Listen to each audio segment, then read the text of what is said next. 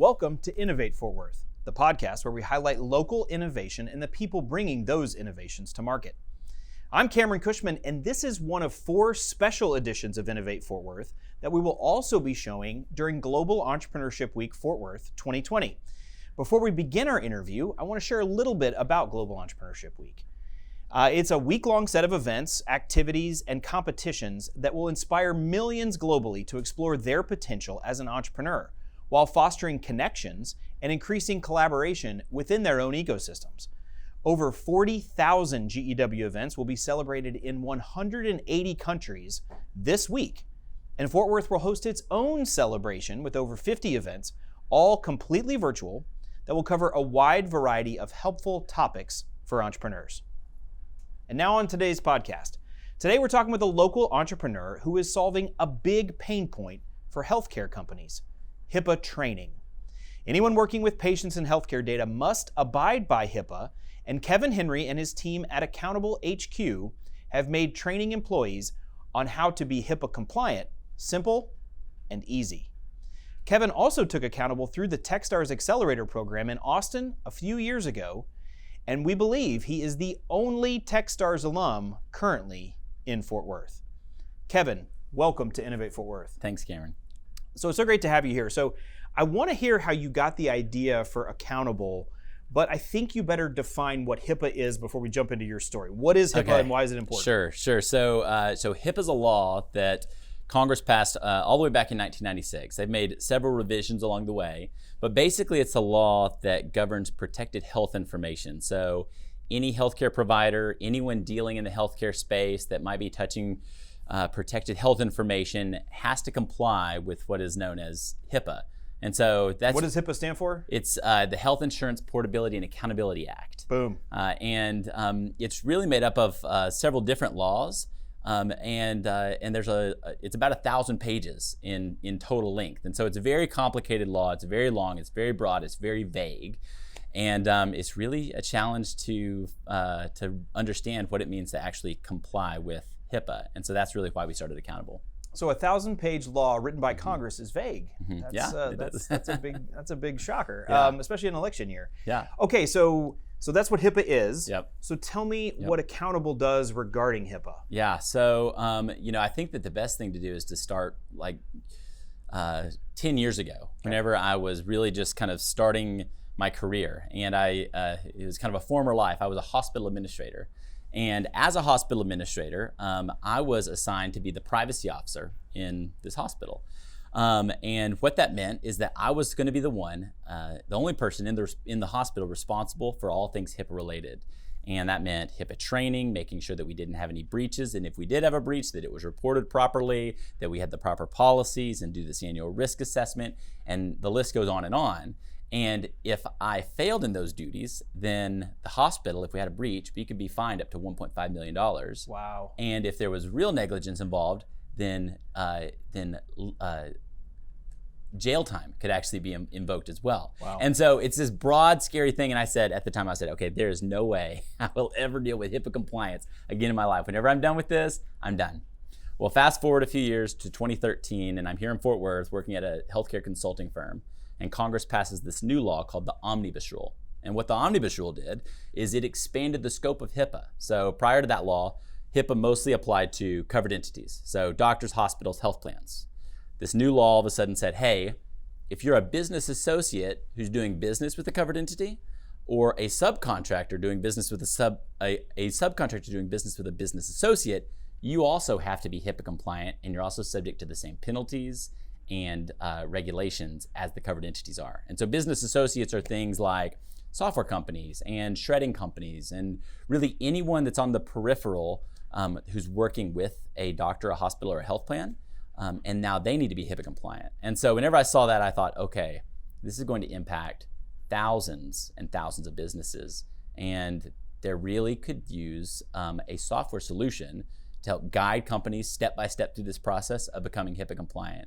And essentially, what we built was TurboTax for HIPAA compliance. And so our product really guides companies step by step through this process. We made the 1,000-page law as simple and as intuitive as possible. We've kind of broken it down into 5 easy steps And really that was kind of the catalyst for starting Accountable and starting what we've built today. Wow. So okay, so you get this job earlier in your career dealing with HIPAA. I mean, it sounds like a nightmare. It sounds completely miserable. Yeah. but take me to that moment where you kind of realize that there's something here that I can start a company around. Like you clearly have the idea about a software solution, but did you build it? Did you build it yourself? Like how did you take it from like, okay, somebody should do something about this to I'm going to become an entrepreneur and jump in? Yeah. So I've always been very entrepreneurial from a very early age, and you know had ventures in college and in high school, and then once I got out in the corporate world, I really quickly realized that a lot of times it's really challenging to innovate in a corporate environment. Whenever you're in a huge company. If you have an idea, it will take 5 different approvals before you can do anything. And that was always a thorn in my side whenever I was working for corporations. And so whenever I kind of had the idea for Accountable, which was to simplify this process and essentially create TurboTax for HIPAA compliance, it was a pretty natural evolution in my career path to start down that path. And we worked with a development firm. My co-founder and I worked with a development firm because I'm not technical on the back end. I just had the experience and the entrepreneurial capacity to take this idea and then work with a development firm to kind of build out version 1.0 of our software. And then, like you mentioned, we were very fortunate to get accepted into Techstars. And that was a real push for me on my entrepreneurial journey to start Accountable and to kind of take that leap from kind of a corporate world into entrepreneurship. And one of the best decisions I've ever made. That's great. Okay, so you brought up Techstars. So tell me what that decision looked like. Yeah. Why did you decide to apply? How do you think you got in? And then what was that experience like? Walk me through your whole Techstars experience. Yeah, so we applied to Techstars in kind of mid 2013. This was the very first time they'd ever done a Techstars in Austin. And so I didn't really know what to expect. I understood it was kind of a 3-month accelerator mentorship program that would give us some seed capital and hopefully access to some investors. And so we, sent in the application, did a video application, and went down and interviewed. And that process was really, really helpful because not only do they provide you with capital, but they also provide you with mentorship. And a number of folks all across Texas, come in and give you guidance and input, and are happy to make introductions. And that was a really, really helpful thing, especially in the very early days of Accountable as we were just getting started, to get that early feedback, to get some of those connections and introductions, access to investors who could come alongside us and really kind of help push Accountable to grow faster and really launch the product. And so we launched coming right out of Techstars in early 2014, kind of with our version 1.0, and ever since then we raised a small amount of capital in that stage, but we kind of took a route of more of a bootstrapped approach to growing the business, where we've kind of grown through customer revenue, which is the best way to grow, by the way. And so we've been growing ever since 2014, and yeah. So you finish the Techstars Accelerator, you do the big demo day. Yep. Did you raise capital after that, or were you able to start cash flowing pretty soon after that? So our demo day was, it was October 31st, 2013. Wow. And we immediately went out and started raising money from a handful of angel investors and venture capitalists. And I think we closed that early part of 2014. And that just coincided with whenever we launched the company as well, as far as the product goes. And so we started, getting revenue early on, and then that really kind of helped drive growth, so that we didn't get into a cycle of having to go out and raise a Series A and a Series B round of funding. We were able to actually stretch that capital by being just super, super lean, super efficient in the way that we grew the business, and just being patient. I think that a lot of entrepreneurs, they hear about these big startups that go out and they raise millions and millions of dollars, and it seems like they're overnight successes. But in a lot of cases, companies have been around for 5, 6, 7 years before they get to that point. And so just being patient in that process, I think, is one of the best things that you can do as an entrepreneur. And it's one of the things that really creates lasting value, not just for your customers, but for your employees and your investors and everyone involved in the company. So you raise this money, you're off to the races. Yeah. How has your company kind of grown since then? How did you hire make that next hire, build a team, expand your sales force? What did all that look like? Yeah, so hiring is always going to be a challenge within any startup, and I think for an entrepreneur that's kind of on this journey, that's probably the biggest, one of the biggest challenges is just finding the right people to join your team, and to not get the cart ahead of the horse either, because we could have gone out and we could have hired a lot of people, and if we had, we would have been pretty top heavy and probably would have gotten into that cycle of having to go out and raise more capital. But we stayed very, very lean, very small team for those first few years. And now we're to the point where, we're really picking up momentum and getting more and more traction every single year. And it has a compounding effect. So I think those early years, I look back on them, and for me, it was more of a balance because I had a small family. We had just had our son Fisher. And so for me, it was more about utilizing entrepreneurship as a way to find balance, spend more time with my family, and that's one of the best things that I did, instead of just throwing myself fully into my work, which I could have done, and a lot of entrepreneurs do. But I'm so thankful that I sacrificed a little bit of growth for spending more time with family, especially in those early years whenever we had little kids. That's great. Yeah, and typically you hear the opposite story of I wrecked my family, but I had this great business, so I'm glad you're able to not do that and keep family number one. So tell me more about like your ideal client. Obviously healthcare companies, they need this just like everybody else does. Yep. But with the omnibus rule, I think it's very interesting that it's the guys who do your shredding and stuff like that. So what does your typical client mix look like, and how do you find those people? Yeah, so it's interesting because, our product really serves an extremely wide base of companies. Everything from small physician practice or dental office to large technology companies.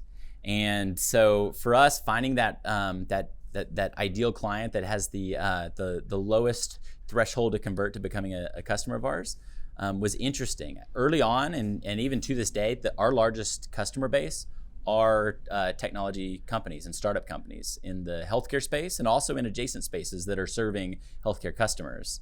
And so the omnibus rule really affected everyone that's dealing with healthcare or protected health information.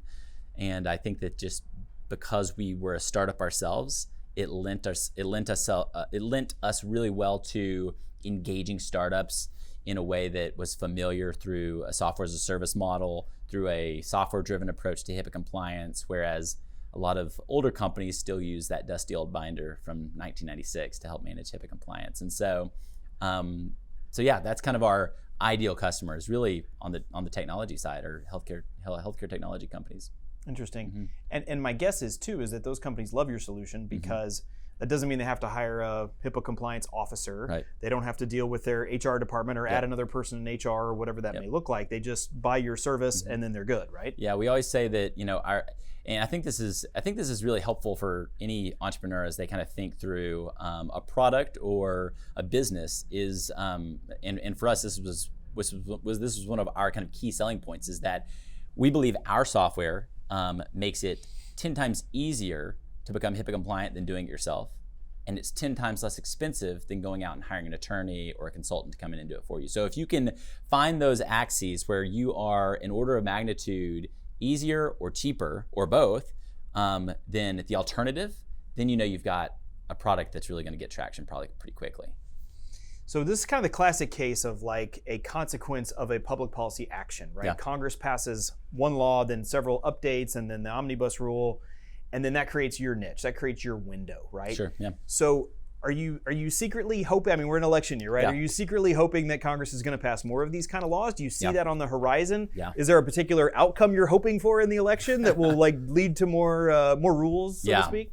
Yeah, I mean, I think that it's almost a certainty that Congress will pass a broader sweeping privacy bill at a federal level that's going to affect everyone, not just healthcare companies. And HIPAA will likely fall underneath that federal bill, whatever that is. We've already kind of seen it in Europe with GDPR and in California with CACPA, which is their privacy bill. And so as the federal government creates this new law that's going to affect everyone, hopefully we're in a position that we can provide that solution as well and go beyond just HIPAA compliance to really provide kind of a turnkey solution for any company that's now being faced with dealing with not protected health information, but any sort of personally identifiable information that's collected on the internet. Our software hopefully can help solve that problem. And so maybe a little glimpse into the future, but who knows? We'll see. Well, and I think that's the next question I was going to ask, actually. What do you see as the future of healthcare? Yeah. Obviously, you see it through this HIPAA lens, Yeah. but you also see it through the technology lens. And you've got to be looking 5-10 years down the future. What do you see as the future for healthcare that we're going to look back on and it's going to seem obvious, but it seems crazy today? Yeah, I mean, I think that it seems like COVID has really been a catalyst, at least from our perspective. COVID's been a catalyst for a lot of technological innovation on the healthcare side. We're talking with startups every single day who are innovating and creating new and different ways to approach very niche healthcare problems, which I absolutely love because not everybody's got the same healthcare issues, especially on the consumer side. And so the more companies that can come out and find, telemedicine companies that are aimed at a very specific group of people because it's economically feasible for them to serve a very small group of people, the better off we're going to be just as a whole. And so I think that that's probably the most exciting thing that I've seen is on the telemedicine front, companies coming in, creating a product for a very small subset of the population that's dealing with some sort of health issue, but they're providing a solution to that, and they're doing it on a national scalable basis. That's amazing. And you can't just, and so I think that that's probably the biggest, one of the coolest innovations that I think is going to continue to, and trend that's going to continue to grow over the next few years. Got it. Mm-hmm. So I want to go back to your Techstars experience for a second. You confirmed for us in talking before the show that you're pretty sure you're the only Techstars alum that's in Fort Worth. Yeah. Now, we don't have a Techstars accelerator here in Fort Worth. My thesis is we're the largest city in the country that doesn't have an accelerator of any kind. Sure. Why do you think that is? And do you think someone like Techstars or an accelerator program would be helpful for entrepreneurs in Fort Worth? Yeah, well, I mean, I think number one, it would. The way that Fort Worth is set up, it makes a lot of sense for us to have a really strong accelerator here because we've got a young population, we've got a ton of talent moving in, and the more and more people who come to Fort Worth, the more innovation is going to happen on the technical side of software. And by having an accelerator here in Fort Worth, I think what that does is that just raises a level of awareness among the community as to other industries like software that are going to continue to have a major impact in our economy, not just locally, but nationally and really globally. And so, not that Fort Worth will ever be Silicon Valley, and we don't want to be Silicon Valley. No, we don't. But we do have a unique opportunity, I think, to leverage the talent we have, to leverage the financial capital that exists here in Fort Worth, to create a more thriving ecosystem, like there is in Austin, where angel investors are more likely to invest in a software company or in a startup company than they might up here in the DFW area. And so that, for us, for our experience down in Austin, going through Techstars, it was immensely helpful. And it would have been awesome if we could have done that here in Fort Worth. So Kevin, one of the questions we always ask on this show is, who is your favorite innovator in Fort Worth? That's a tough question. Fort Worth's an amazing city for business and entrepreneurship.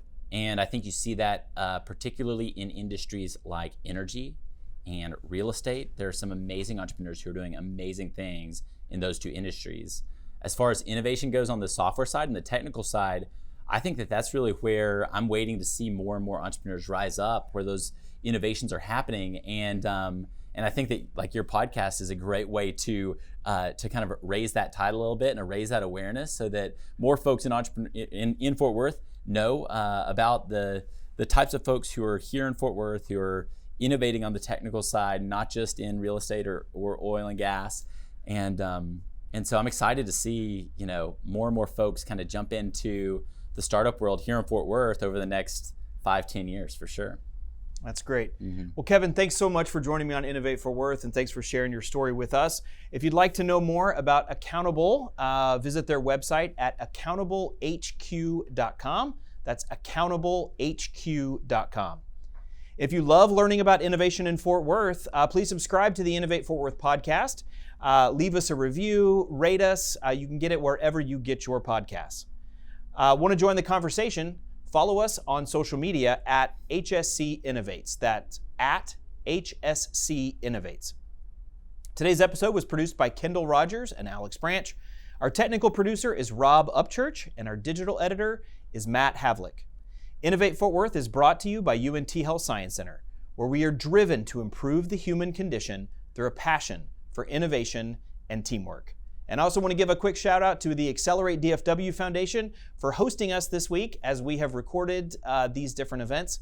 So thanks to Walker Lutringer and the entire Accelerate DFW crowd for being such great hosts to us this weekend.